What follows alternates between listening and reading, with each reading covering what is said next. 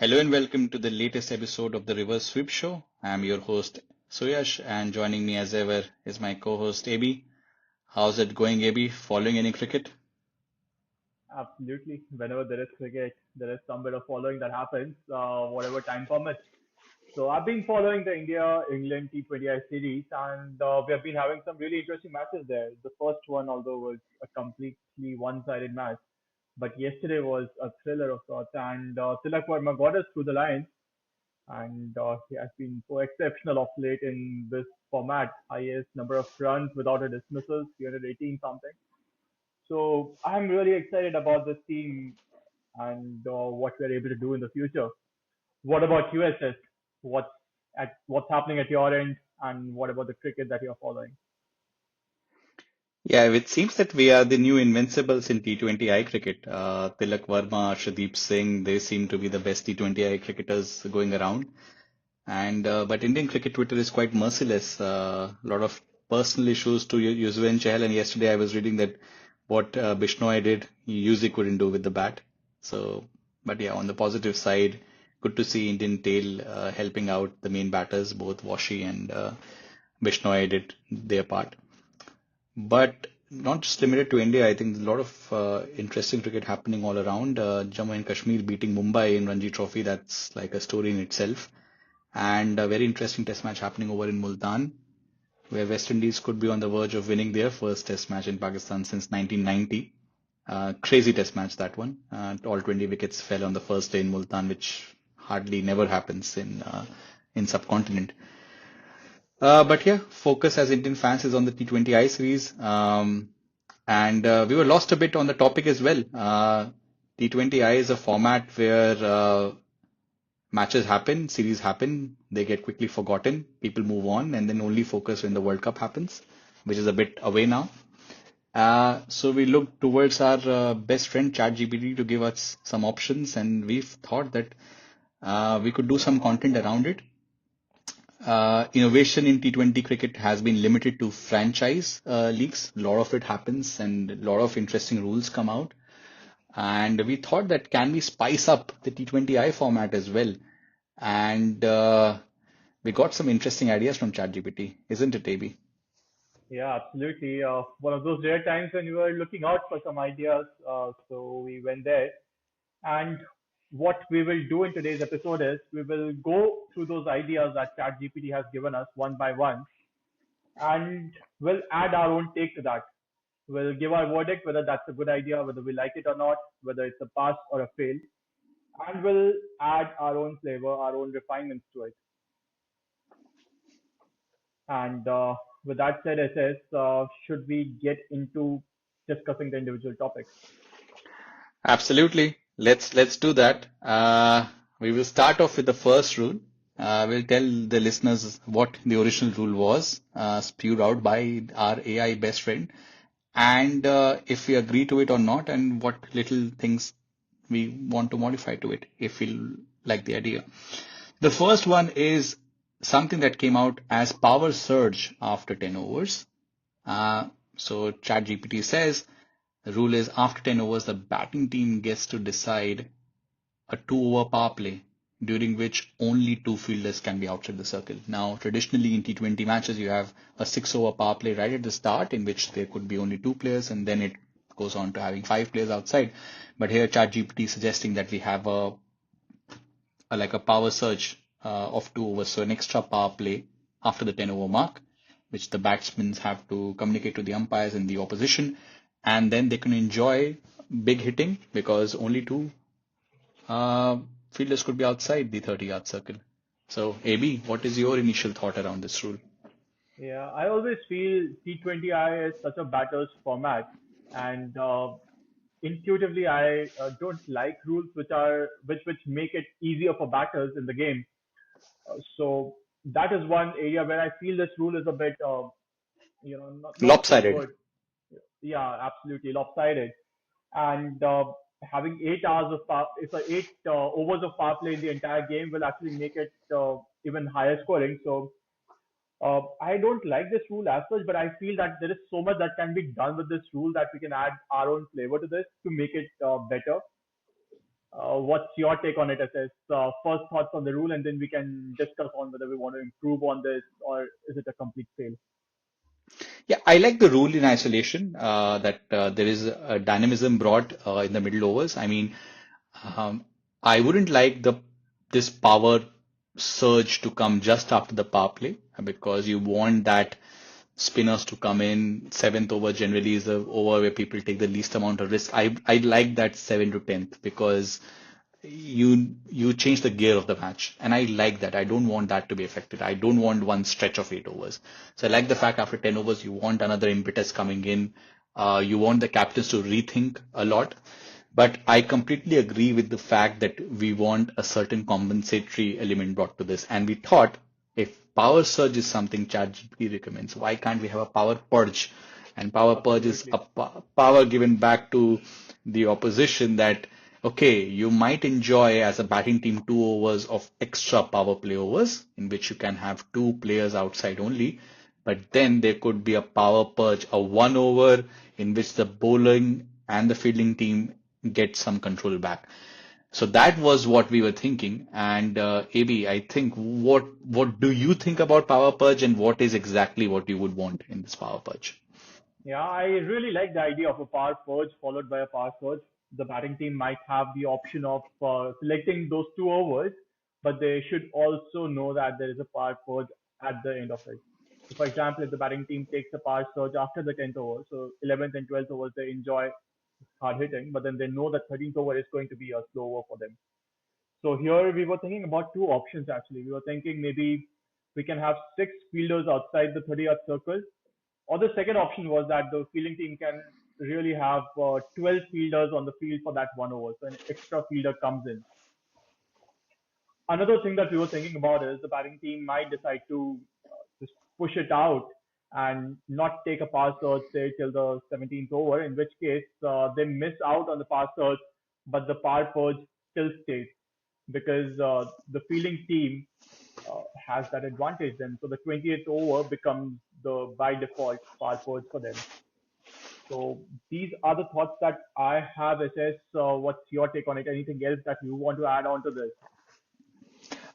I like the fact that I really want this to not be just a 11 versus 11. I know that's the construct of a cricket match, but then you want the squad. You have players don't get to play have a chance, but if you have an exceptional fielder, why not? You can play a role actively and not just be a guy who brings drinks on the field.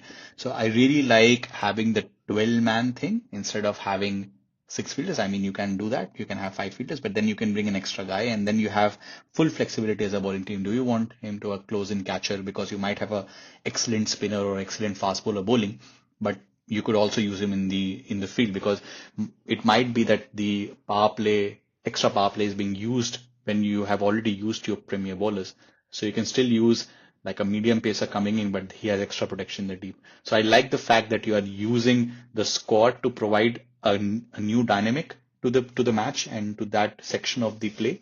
So I like that. And also, if a surge is not used or it's partly used, why should we punish the bowling team? Because it's the batting team that decides the power surge. So they can choose not to use it for whatever reason, which I don't think of why wouldn't they use it. But then power purge is something that will automatically come in at the 20th over if you don't use. So yeah, those are my takes on it. Absolutely. And we're also discussing about this as eventually T20 cricket is a game of small margins, a lot of variables. So we want to have more rules which increase those variables more from a strategic point of view, tactical point of view. So I think if we have a pass surge followed by a pass surge that goes in that same line, and I like it. It's not a Is it a big pass from your side, this rule then? it is when you add a pass purge to it, then it is a pass from my side. What about you? Yeah, I think it's a pass in general to the ChatGPT rule, but we have made it super pass, I think now, with the power purge. I like it. We like the balance, and I think this is something that listeners will find out during the episode. We don't want lopsided rules which affect only one part, especially the batting, because batting is anyways having a huge advantage with all the technology, all the ground dimensions and everything. It really helps them. Okay, moving on now. Second rule. This time it's up to you, AB, to introduce us. Yeah, you were just mentioning about T20 being batting heavy, batting favoring, and this rule is something which brings the balance back towards the bowlers. What ChatGPT says is, if a bowler takes 2 wickets in an over, they are awarded a bonus over where they can bowl again immediately. So, for example, if a Jasprit Bumrah picks up two wickets in an over, he gets a fifth over in the match. What's your Really take on that? interesting. Really interesting. Really interesting. Uh, and I think this is really good that you can have a because usually it's like in format of cricket in ODI and white ball you want 20% coverage across five bowlers to make it 100%. But now you are giving a premium to the bowler who bowling has been bowling really well. I really like the rule. Only thing is that we don't want this to happen in the 18th or the 19th over because then it will be immediate because that's what ChatGPT was claiming that you can bowl immediate. I don't like that part of it. I want the fact that you have alternate bowlers bowling in partnership from two ends that should still be respected as a cricketing format, a cricketing tradition and the rule in general by ICC. So I would want that. So the only thing is that I want a certain capping to be placed, a duration by which you need to pick up those 2 wickets in an over because we know in 18th, 19th, 20th over, people just hike and they get caught on boundaries. And if you have 2 wickets falling like whatever, like 9 pins, you don't want that advantage. You want some certain quality to be associated with those dismissals. And that's why I would love a capping like a 12th over or a 15th over. Absolutely. I like that as well. I like the thought as it's 18, 19th over. The batters want to go for those big shots Yeah. and they lose out on those wickets. And we see a lot of bowlers who pick so many wickets in those overs just because the batters are going for it. It's not necessarily good bowling which is getting rewarded, just that risky shot taking which is getting them wickets. So I agree we should have a cutoff to it, probably the 15th over Yeah. where till then if a bowler takes an additional or 2 wickets in an over, they get an additional over. And another thing which uh, at least I am not averse to is the bowler getting consecutive overs. So for example, if Hmm. someone picks 2 wickets in the 14th over, why not give them the 15th over, which is anyways a bonus over for them? He's the balls from the other end. He bowls from the other end. And also, I mean, there's one merit to that if somebody who's bowling his first over or second over in the 15th over, for example, and he picks up 2 wickets, and that means he's in good form, he was just introduced strategically at that moment of time. Why shouldn't he be allowed to bowl 5 overs? He can bowl 19th over as his third or fourth over, and then 120. What we don't want is him to carry forward the over to the next match because Yeah. that's a completely different situation. So maybe that's something that we can look towards. So if you're bowling fourth over only in the 19th, okay, you're good enough. You can bowl the fifth just from the opposite end. And that also brings in a lot of tactical decision making from the captain side. So how to use that additional over that they get from the bowler, when to use those bowlers. Do you want to bowl your premium bowlers in the early part of the inning so you can attempt getting that additional over from them towards the later part of the inning? So many variables that it brings in, and plus I always like rules which tilt the balance in the favor of the bowlers because And it becomes an interesting challenge, and this will become like a challenge of your stamina as well. Can you bowl 12 bowls like on full pelt in today's modern cricket? You're not a trundler who can bowl at 120. If you're a Jasprit Bumrah who bowls in, runs in, now as a captain, do you want him to bowl 12 balls in tandem in 19? It's very unlikely. I think captains will have to choose when to bowl which bowler. Somebody is if Bumrah picks up his 2 wickets in the sixth over or the seventh over, you have to plan his 4 overs accordingly because you don't want his fourth over to lie in 19th or something around that. So there's a lot of dynamism in terms of captaincy as well. So I really like the rule, and I think 15th over cut off, but allowing for a bowler to bowl two consecutive, it goes against the tenets of cricket, but very interesting. Maybe this could be introduced in T20 eyes at least. plus also it brings in another dimension as we keep talking about bowl like Indian team always has that issue that batters don't bowl. So it kind of solves for that. It brings in that new dimension that team combinations can change. You don't know how which bowler can get that additional over, so you have that additional over to plan with. or to play with. So Indian team can go with say five bowlers, 20 overs in total. But if they get two wickets in an over, then one bowler gets that additional over, and it gives them that much more flexibility in the match. So net, is it a pass or a fail from your side? I really like it. I think it's a pass, and now with some of the additions that we are doing, I mean, if possible, I would have not wanted the two consecutive over thing. But looking at the merits of it after we spoke, I think I will give it a really good pass. And yeah, so 2 on 2 right now for ChatGPT. Absolutely. Okay. And actually, it's a pass from my side as well. It is one of those Yeah. rules which I was the most excited about when I read through the list. So a pass from my side. And with that, over to you, SS, for the third rule. Yeah, so the third rule is something that we have kind of tinkered with in certain way. Super sub returns is the name of the third rule. A team can substitute one player at any point before the 15th over, allowing tactical changes based on match conditions. What do you think about this one? We saw it in the IPL. We have been seeing it for a couple of years now. I honestly am not a big fan of this rule because it takes away an important skill aspect from the game. Like it nullifies your all-rounders. And we have been seeing in IPL a lot of all-rounders like Shivam Dubey, Venkatesh Iyer.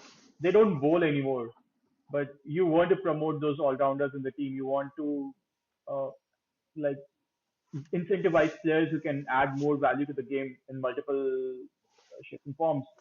So I don't like this rule so much for that reason. Of course, it does add that element of additional variable into the game, adds that bit of chaos.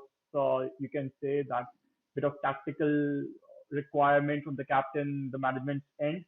But because it takes away an important part of the game, which is the all-rounders value add to the squad, I don't like this rule as much. What about you, SS? Yeah, it's very interesting. In principle, any kind of super sub is seems that it will give a lot of strategic angle to the game and it will be very exciting and all. But we have two experiments so far in international cricket. We saw a super sub being introduced in 2006 or 7, I remember, in ODI cricket, and it wasn't a hit. ICC took it away. And those were not the years where ICC used to tinker a lot. It was before the power play, I think, or something like that. So it was one of the earlier rules they came. It didn't work out. And also you had to nominate one at the time of toss. There was a lot of things. I like the fact that IPL went, okay, you have a bench from where you can choose. But unfortunately, it's not just about the execution, but how it was thought of that will empower the all-rounders. It hasn't worked like that, what you spoke. It's just that you push in your specialists around. So I think we lose that pack. So maybe in a couple of years when cricket and T20 cricket, which keeps evolving at a fast pace, we will find a very nice implementation of that rule. We haven't found it till now. So even I am not such a big fan of the super sub thing. And I honestly, if we rate this ChatGPT idea uh, on face value, it's isn't something anyways new. And one play before the 15th over, I don't like it. I mean, mid innings you can do it as well, which IPL does. So I think the IPL rule is even better than what ChatGPT is recommending, even though the IPL rule is not functioning that well. So it's a fail from my side. Likewise, from my side as well, it's a fail. Also, what it does is cricket T20I format, in a sense, becomes such a strong competition between the team structures from both the teams. How many batters you have, how many all-rounders you have, and how many pure bowlers you play, Yeah, and it kind of like gives away on that the tactical combination that you want to create because it gives teams so much of flexibility that yeah, eventually the team combination ceases to matter because you can play an additional batter who comes in at number 8 for you or an additional bowler who can be a genuine bowler and you get that edge when you're bowling. So yeah. I think it kind of skews those dynamics of team combinations also. So Yeah, I think you yeah, bring a very interesting point because even in football, they never used to have substitutions. Then they brought in substitution when there was too much football happening. They said three, okay, it's a very endurance, stamina, injuries could happen. It's a physical contact sport. Okay, now during COVID time, they extended to 5 or 6, and it's a discussion that we will have having otherwise. when we're checking in on our lives, that new normal sets in and then new normal stays. So you have 5 or 6 substitutes that have become the norm because there's too much football happening. But what happens is the gulf between two good teams just increases because you have a better bench as well. So imagine if India was playing West Indies, and India anyways has far more resources, and T20 is one game where we feel that okay, upsets can happen. We want that excitement, chaos. When you open up a bench also to be available, you just increase the gulf. Absolutely. So this is also a very interesting take, but it's a fail from both our sides. So now we can move on to the next one actually. And the next one is something that AB you are going to introduce to the viewers. Yeah. So ChatGPT says free hit for white balls in death overs. So any white ball after the 16th over results in a free hit, not just a additional run. What are your thoughts, as Yep. Again, it's a fail for me. Uh, I don't like the fact 16th over, 17th over, and I mean it's a tool in the armor of fast bowlers as well as spinners now. Block hole, wide Yorkers, because it's a skill that they need to execute. If they don't come off, it's anyways a wide for which people get a run plus an extra ball to play.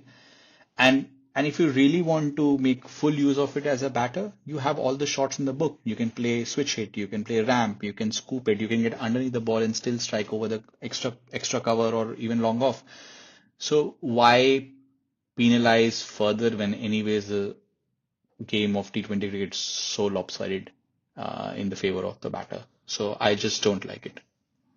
absolutely. And actually, the reason ChatGPT gave us is that it eliminates negative bowling tactics like wide Yorkers. I agree with you that it's a skill in the bowler's armory, and bowling wide Yorkers is not easy, and they have to be incentivized for that and not discouraged for that. And also imagine the India versus Pakistan match in MCG, the classic match of 22 World Cup, when Ashwin left the ball. Imagine if the next ball was a free hit. He wouldn't have to do anything to win the match, right? I remember in the 2009 T20 World Cup, which was played in England, India lost to England in the Super 8, and it was Yuvraj and Dhoni on strike and Stuart Broad bowling. Remember the same Stuart Broad 2 years back who got hit for 6 sixes, and he came with the tactic of wide Yorkers. If he hadn't that in the armor, he was in the hit zone. And that was the first time at elitist level when I saw in World Cup competitions is wide Yorker being implemented. And I'm a fan of that because it requires precise execution. I also don't like the reasoning of ChatGPT when it comes to the team structure. It says more emphasis on control-based bowlers rather than pace of variation alone. I mean, spinners succeed because of control. And control is something that is like a meta metric. For Bumrah, if you have a control on Yorkers, that is also control. You need to have control on your wide ball Yorkers as well. If you don't have control, it will be a wide. So you will anyways be penalized. So in totality, I don't find this useful for T20I cricket or any form of T20 cricket. Correct. So I guess it's a fail from both our sides. And we move to the next role and next rule, and I pass it to you, SS, for talking through it. Yeah, it's an interesting one. Double trouble. Runs and wickets count double in the last 2 overs. Runs and wickets taken in the overs 19 and 20 will count double in the final score in wickets column. And they say it will encourage aggressive play at the end rather than saving wickets, as if batters anyways care about it. They will still go for it. And bowlers making the final overs a battle of nerves. Yeah, whatever. If you really ask me, I like the fact of this double the runs. It could help chase down a steeper target. There could be a lot of dynamism around it as well. Counting double wickets is something that's just it's is incomprehensible to me. What about you? Yeah, starting off with the wicket thing, I also agree that it's, you can't just double the wickets, right? So, for What does example, it even mean? What does it even mean? Yeah, you double it and you send both the batters out. yeah, so for example, if the team is five down and they lose two wickets, suddenly they are nine down. How does Yeah, that work yeah, down to the yeah, last yeah. batter and who bats and Yeah, this is I think the AI quirk. This one AI will yeah, just spew out some stuff for you. Yeah, something like that. Yeah, but double the runs is interesting. But again, I don't like it as much. Imagine Rinku Singh hitting five sixes, counting it as 60 runs. That is Yeah, huge in a single over, right? It can yeah. completely uh, twist the run chase. It can skew the run chase completely in the last over or whenever you're setting the targets also. So I don't like this rule as much. Would you want a What 1.5x or something of that? Would you want that? Not really, not in the last over because I would if we have to have that rule 1.5x, I think I would want to make it a tactical decision on the batting team side on which overs they want to select in the entire innings. Maybe a 2 over window where every run counts as 50% extra, but not really reserved for the last over because the last over Yeah. is a very crucial over of the match or of the innings, and it can completely skew whatever happened in the last 19 overs. Yeah, yeah. You're anyways penalizing somebody dominating the match for 39 overs and then just penalizing so much about it. Yeah, this is something really and also from a viewer's angle as well. I mean, you don't want the rules to be complicated. I mean, somebody who is a passive watcher and unlike us, sitting at home and thinking, okay, what are these rule changes? I mean, now we have to multiply by 1.5, multiply by 2, the entire equation changes. It just adds to confusion to everyone. We want clear-cut rules, and this is a balancing act between quirky, fantastical rules and practical rules, which really help to just elevate the sense of the game. I think it fails on that one as well. Likewise, for me also, it's a big fail on this one. I guess we are through with, I think, 5 of the 10, and I think we started off very positively on ChatGPT. It got 2 on 2, but now in the last three, yeah, not so There much. is 2 on 3 now, I guess. Yeah. Over to you for the second half. So the sixth rule is 5 second rule for catches. If a fielder catches a ball and then loses control of it within 5 seconds, the batter is not out. And the impact that ChatGPT says it can have is encourages riskier shots since fielders must be extra careful. What does that even mean? Exactly. So, does your reaction suggest that it's a fail from your side, Atis? I love the second part of what ChatGPT says. Bowling impact. Bowlers may have to rely more on direct dismissals like LBWs and bold. Oh God. I hope ChatGPT is not listening to us and hearing us this because we want it to be super friendly with us anyways. But the point is, I again don't like, I think ICC has very clear rules around catches and that you need to be in a balanced position. You cannot be in Herschel Gibbs 99 World Cup, the one that we talked about in the last episode. Uh, Clear-cut rules. We don't need any changes around it. And I think we have got good third umpire monitoring around what's a legitimate catch, what is not. So we don't need any tinkering and further confusion. 5 second, who is counting, where the shot, how does the audience in the stadium understand 5 second, where the 5 seconds being counted, more confusion. It's a big fail again for me. Likewise, from my side as well, I think should not discuss more on this rule because, as you said, the rules are very clear when it comes to catching. So over Yeah. to you for the next rule, SS. Yep, this is the seventh in our list. It says batting team can choose the last bowler. So the rule is the batting team selects the bowler for the final over from the remaining bowling options. So somebody who hasn't completed the quota, they choose.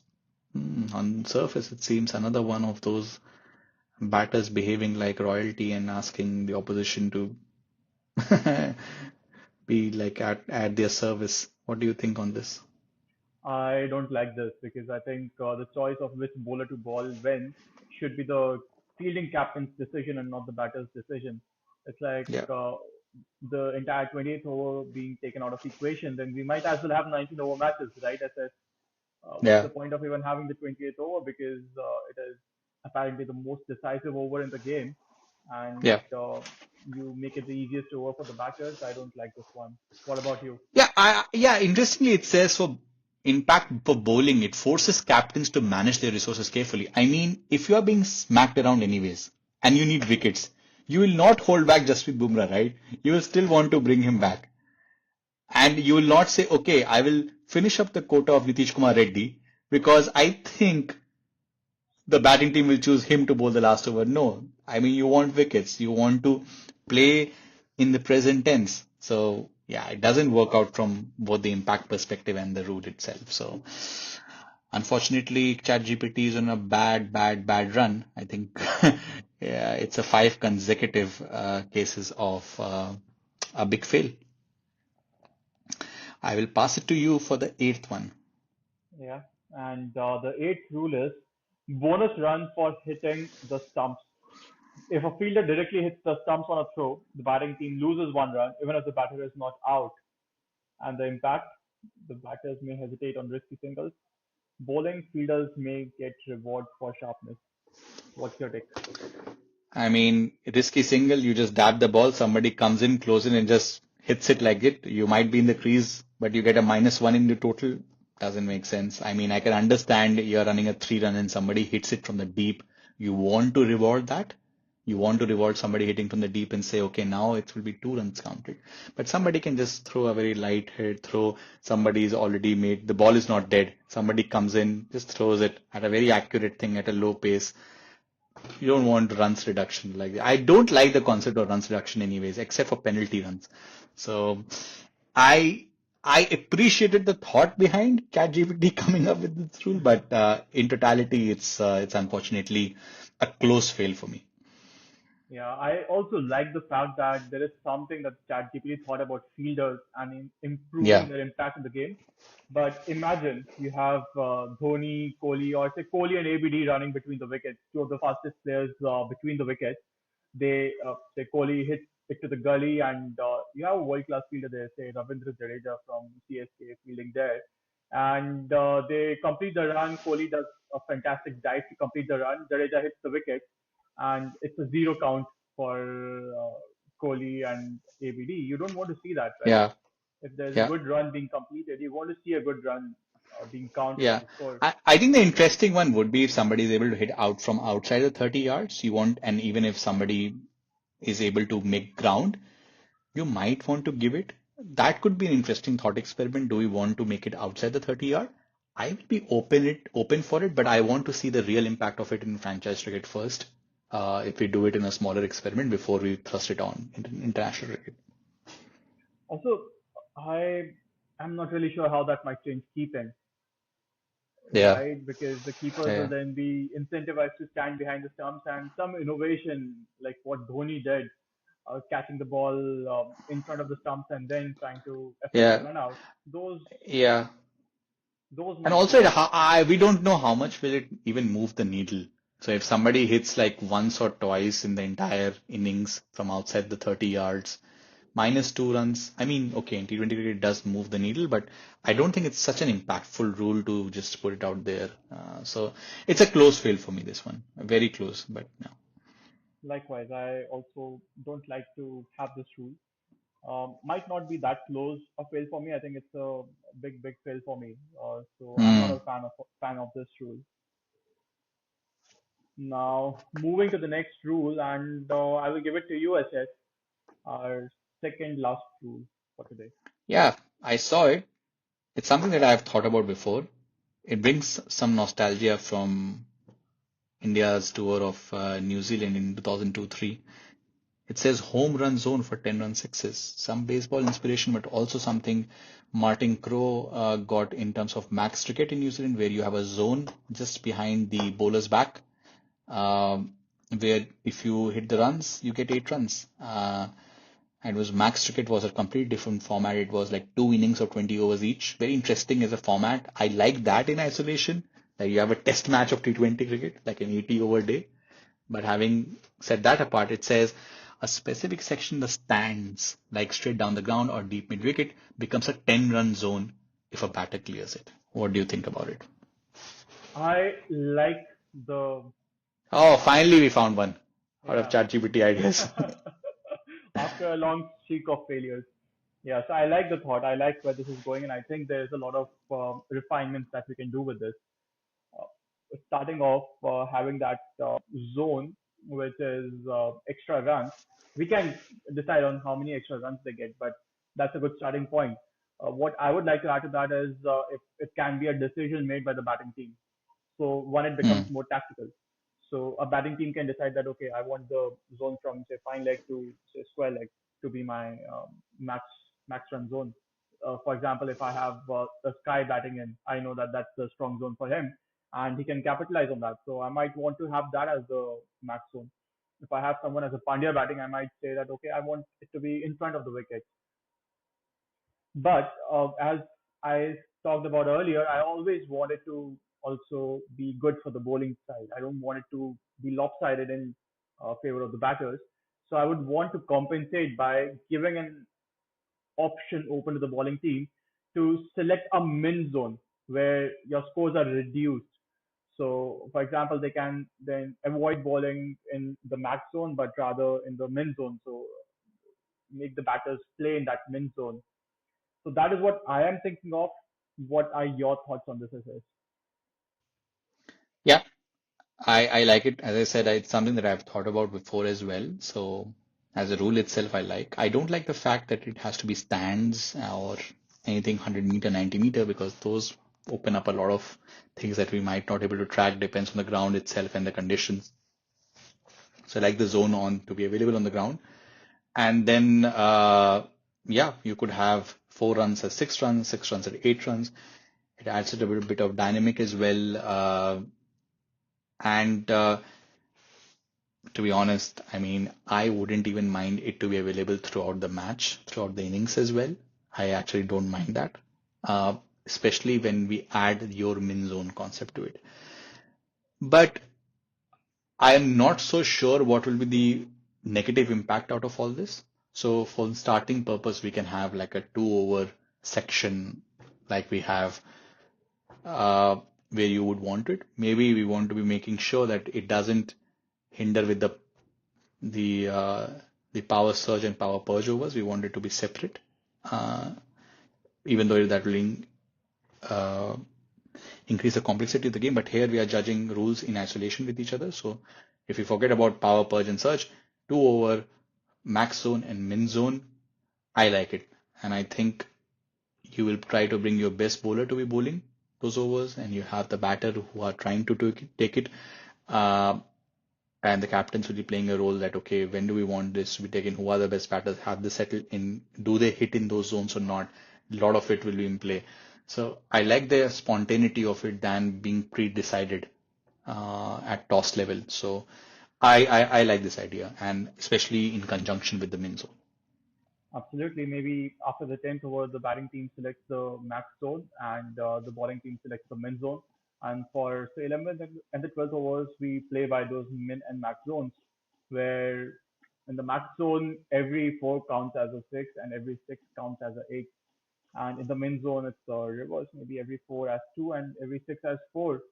And Yeah. then the bowling team gets, say, an example would be bowling more wide Yorkers, where the bowler has to have better control over the line and length. And the batters will then be incentivized to use the crease, come under the ball, and then hit it over the fine leg or wherever they choose to have the match zone. Yeah, the other side of the argument is that both teams will get to bat as well. So it's not as if that it will just penalize one team, but we want when one team is playing that we want the balance between bat and ball. So that's why this min zone is a very interesting thing, and you can place your min zone in any other zone apart from the max zone area. It could be just next to it. It could be in the opposite side of the ground because you want a batsman who is choosing the max zone to be confident about his accuracy with the shots and the timing and the placement and everything. So if he misses it by 10 degrees, it goes it. So be it. I mean, you chose it. So it will be very interesting Absolutely. how bowling team plans for it. A lot of times they will just place the 30 degrees just next to it. It will be very interesting how they plan for it. Or if you feel that my bowler is going to really execute his line, I might want to place it towards point while the max zone is down the ground because I will not even give him an over pitch delivery. Absolutely. And maybe it also gives more chances of catch outs in the deep in Yeah, the match zone. yeah, yeah, exactly. So it's a big pass from my side. What about you? Same from my side also. I like this rule, specifically when we add the min zone to it and the tactical decision making to it. So it's a big pass from my side. So the long streak has finished. We finally got our third pass rule, and then capping it off with the final one. AB, passing it over to you. So ChatGPT says a tactical timeout with a twist. Teams can call for a timeout, but the opposition must bench one of their players for the next over. Example, they play with 10 players for 1 over. What are your thoughts on that, SS? You like, you dislike? I like the concept of strategic timeout. I mean, what it does right now, in principle, that teams can break the momentum, discuss tactics. It brings the squad, it brings the team management in play as well, which is very NFL, NBA kind of it, and also football as well. I like that team sport kind of a thing that you bring in the team. Um, Not so convinced with the twist that ChatGPT has given out. I see a potential uh, of a twist, but maybe this is something that we can think of. I was thinking of something like a very radical golden ball kind of a thing, in which if a player gets out, he gets a second chance. But then the thing is that that goes against our editorial principle of it being compensatory, because then what we will want bowlers. If you drop a catch, then you that will be counted as a catch. I don't know. So if we get a nice twist, then I would give this one an upvote. Tactical timeouts is in isolation a good one. Yeah, and I also think about the same thing, tactical timeouts with a twist. The idea is really nice, but then we need to find that good twist, and that is where this particular rule's future will be decided. One thing which I was thinking about is just to add another dimension to the game, to how the game is flowing through. We can give teams an option of changing the ball that the match is being played with. Hmm. So, for example, if say I have an Arshdeep Singh in my team and I feel the batters are getting easy runs, and I want to see Arshdeep Singh bowl a few swinging deliveries of the batters, I can opt for a completely brand new ball for an over, and then the batting team also gets to decide on another over and the ball that they want to play with. So maybe they just say that we want an old ball, or maybe if we have a really good spinner and the fielding captain feels that he will get a lot of turns if the ball was a bit older, then maybe we can go in for the old ball. Maybe imagine Rashid Khan bowling at his speed, his accuracy with an older ball on a surface that is gripping. So him getting that fast turn for an over or two, that can be a really big tactical advantage for the captain. So that is one Hmm. thing which I could think of. But then, of course, Hmm. the future of the rule depends upon the twist that can be brought in. Yeah, I agree. I mean, I am not averse to your idea about the twist that you have. I think your twist is better than my twist, so I like that part. But yeah, on an overall level, I will give this an average. Very difficult to categorize it a pass and a fail, so I will say maybe pass with a grace mark. But I would think that this would need a much more deeper think regarding the twist. Absolutely. For me also, it's a barely passed rule, Marginal case. marginal case. Yeah, yeah. Yeah. So for us, ChatGPT stands at 4 out of 10. But Correct. If we count the marginal case, it's 4 out of 10. Which overall, it's just a marginal pass I will give to ChatGPT as well, in overall as well. Did a good job. But yeah, having gone through all the 10 rules, AB, which one stands out your favorite and you would want to be implemented straight away into T20 Is? the one rule that I was the most excited about was seeing a bowler get an extra over if they pick two wickets in a single over within the first 15 overs.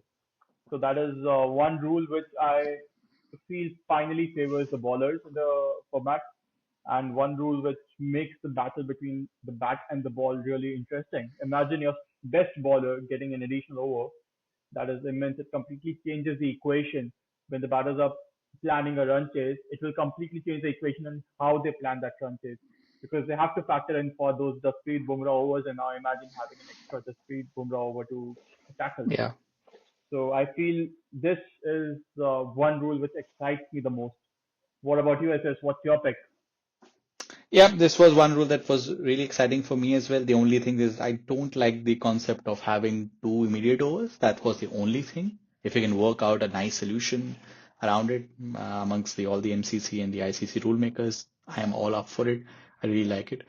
But just to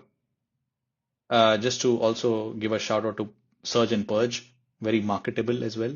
And also, we have seen that experiment happen in BBL as well. So I think there is a lot of data to it, and we can analyze that data and think whether it was a success or not. And I really think that it could be a success, especially with the Purge element. I would vote for that to be introduced into T20Is. Interesting. It's just, I really want to put you on a spot and ask you if you were to add one rule to this list because we went through all the chat GPT rules. Do you Yeah. have something in mind which is outside of this list? Yeah, I mean, there were a lot of things around it. I mean, one big thing is something that I have a problem in both white ball cricket and in formats is that I want standardized ground sizes. We want at least 65, 70-meter boundaries, but I think that would go into territory where a lot of grounds will become disqualified and people who don't want that. So I was thinking that at toss level you can have options between all these superpowers, like three of them given to you as one captain and three to the other, and you get to choose for today's match. I'm going to have a certain power in my team. I might want to bring in a 12th fielder. I might want to Hmm. have a max zone for 4 overs instead of 2 overs. Something like at a meta level you can have at the time of toss, depending upon what you go for. But this could be a completely different episode we will discuss on the contours around it. That's a very interesting one. And that also adds in so many new elements to the game, Yeah, right? exactly. Maybe this is a food for thought for the next episode, and we don't need to look to ChatGPT for the next one then. All right, guys. So this was today's episode. Quite a fun one to discuss, and I am sure that you are going to also like it. Do tell if any of the rules do not make sense to you or make complete sense to you. And yeah, see you in the bonus episode then, which we will publish in the midweek. We are on all podcasting platforms. Give us some feedback, give us some love, and talk to you in the next week.